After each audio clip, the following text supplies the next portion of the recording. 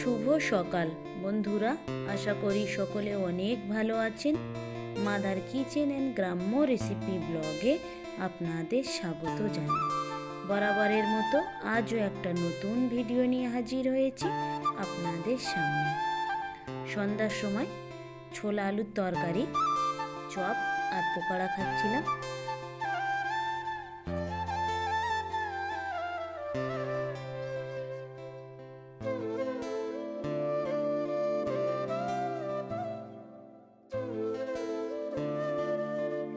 সরিষা বুনেছিল, সেগুলো সব বড় হয়ে ফুল ফুটে গিয়েছে, তাই একটু ছবি তুলে নিলাম।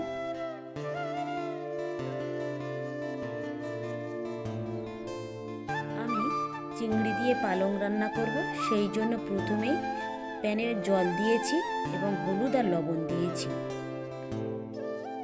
জলটা গরম হয়ে যেতেই আমি চিংড়িগুলো দিয়ে দিয়েছি। পেঁয়াজ দিয়েছি, খানিকটা কাঁচা লঙ্কা আর একটা আলু কুচি দিয়ে সবগুলোকে আমি ভালো করে নাড়িয়ে দিচ্ছি। এবারে একটা ঢাকায় আমি এটাকে ঢেকে দিয়েছি,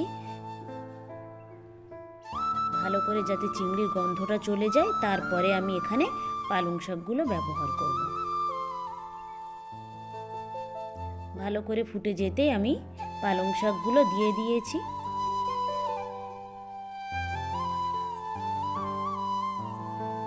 দিয়ে এবারে একটা ঢাকায় এটাকে আমি আবার ঢেকে দিয়েছি।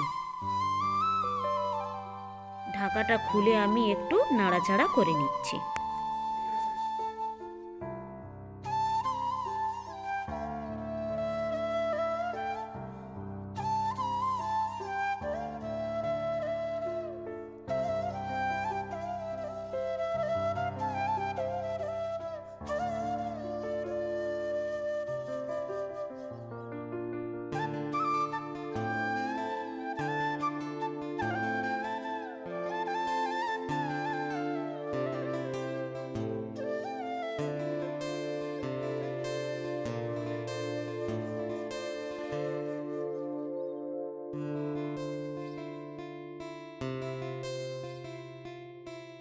জলটা মরে যেতেই আমি একটা পাত্রে পালংটাকে ঢেলে নিচ্ছি।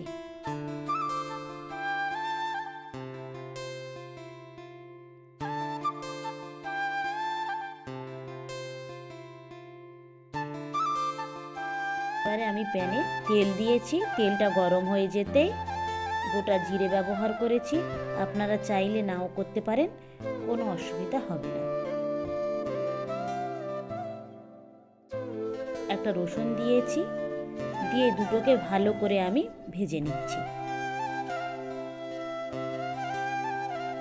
ভালো করে ভাজা হয়ে আসতে আমি কয়েকটা শুকনো লঙ্কা এইভাবে দিয়ে দিয়েছি, দিয়ে আবার এটাকে একটু নাড়াচাড়া করে নিচ্ছি।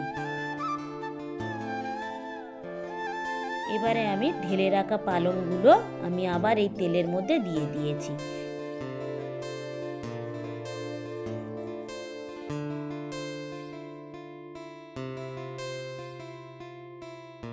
পুরো জলটা মরে গেলেই বুঝবেন আপনার রান্না একেবারে কমপ্লিট হয়ে গিয়েছে।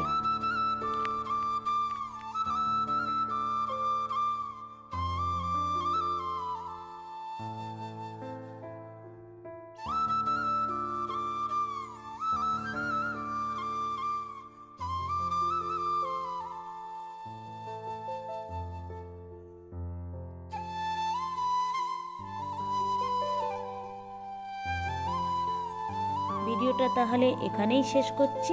ভালো থাকবেন, সুস্থ থাকবেন, আর ব্লগটি কেমন লাগলো অবশ্যই জানাবেন। ভালো লাগলে একটা সাবস্ক্রাইব করে দেবেন। দেখা হবে পরবর্তী ব্লগে।